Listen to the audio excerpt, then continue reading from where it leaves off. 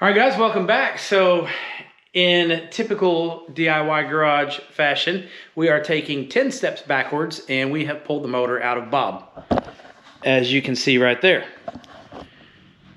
Now, the main reason for that is it's actually twofold. When we went to the dyno last, you guys saw that I had talked about Bob having low oil pressure yet again. So the problem is deeper than just having the wrong oil pump. The oil pump was probably okay to begin with, but you know, whatever.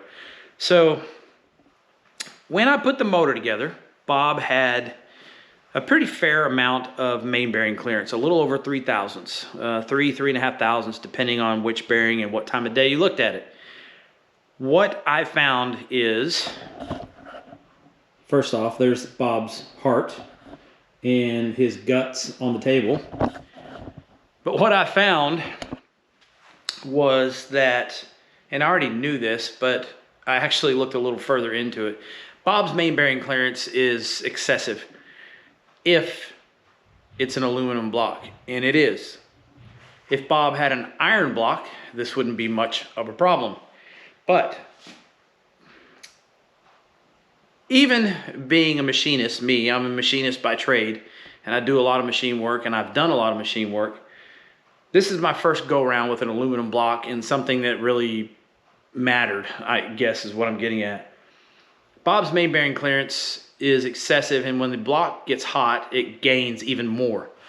So that is a problem. Now, after going back and doing some research on what engine builders are calling acceptable main bore tolerance versus what I found in this block, then that's another story, and that's the root of the problem.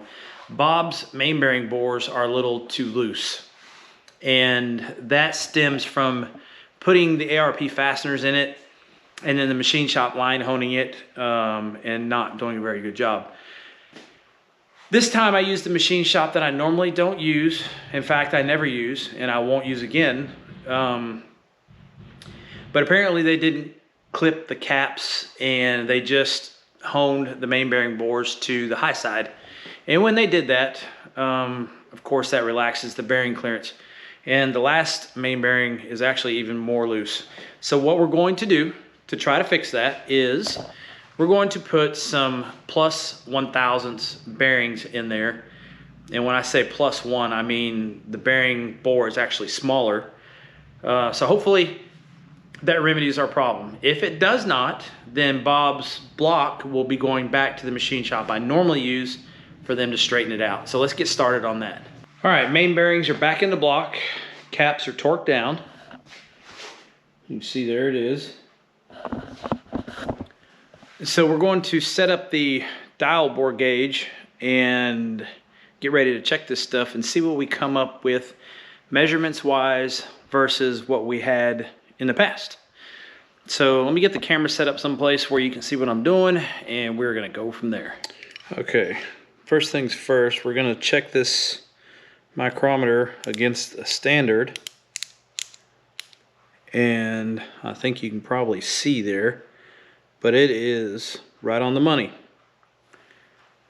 So we're going to use this micrometer to set up the dial bore gauge now. Okay, so that had all the makings of being boring.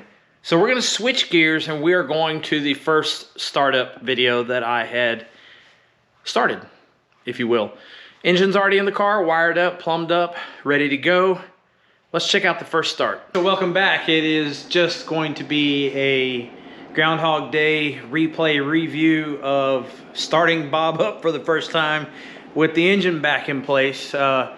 Except this time around, the big difference is it has a BTR shaft style stock rocker arm arrangement, a custom ground BTR cam, and some different valve springs that goes along with that stuff.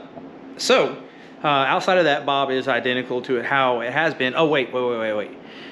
This time around, it has Athena head gaskets on it, and it has 1/2-inch studs. So those are the big things right there. Hopefully we don't have any more trouble with head gaskets leaking water and things like that. So let's get in him, start him up for the first time, and see how everything goes. Okay, here we are. Let's get this thing primed up. Get the laptop fired up.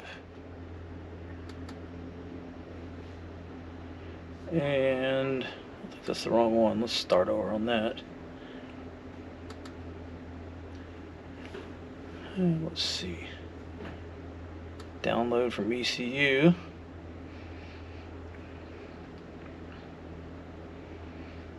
All right.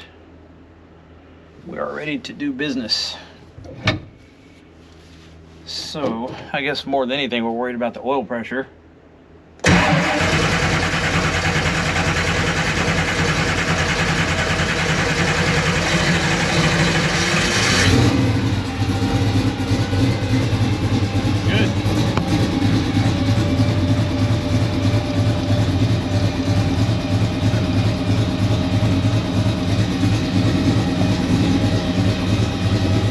I guess it wouldn't be complete without some kind of weirdness.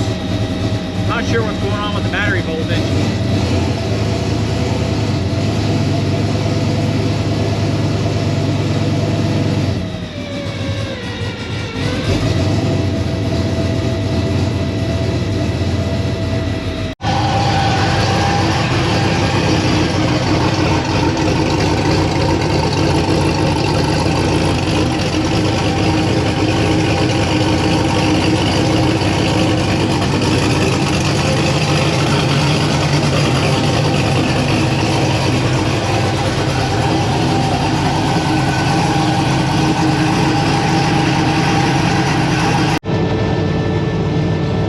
We got it warmed up pretty good. We're gonna boost it up, test it out. See if I can do this without getting in the way of the camera.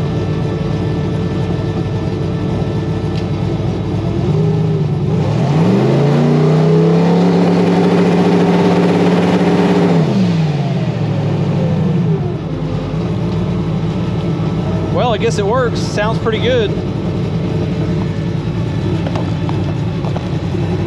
Not too bad after starting it up for the first time and only been running a few minutes. Enough to warm it up, of course. Okay, so this cam setup, well, let me back up. The tune should be kind of close. The cam is definitely going to change that around to some degree. It seems like it spools up just a tiny bit slower, but I mean, it's still pretty fast, you know, for what it is, considering how big the engine is, how big the turbo is, and how tight the converter is, all in one shot. So it spools up pretty good. I'm gonna check the data log out, and well, let's get a look at it and see, you know, how it really looks. All right, so you guys got the abbreviated version of the engine assembly. So what happened there is the main bearing clearance, and I said +1 bearings, they're actually -1, or they're 1,000 smaller on the mains. The main bearing clearance went from like 3/1000 and 3/10 down to like 2/1000 and 2/10, which is much better in this case. And it does seem to appear to have fixed the oil pressure problem. There's more to that story in the next video. At this point in time, Bob has already been on the dyno, and that video is in the works. I got to do some editing on it and get it uploaded and all that stuff. But anyways, yeah, end of video. Bob runs, spools up good, sounds good, no problems, no weird stuff. So stay tuned for the next video. It's coming up shortly. Outside of that, thanks everybody for stopping by, and we will see you in the next one.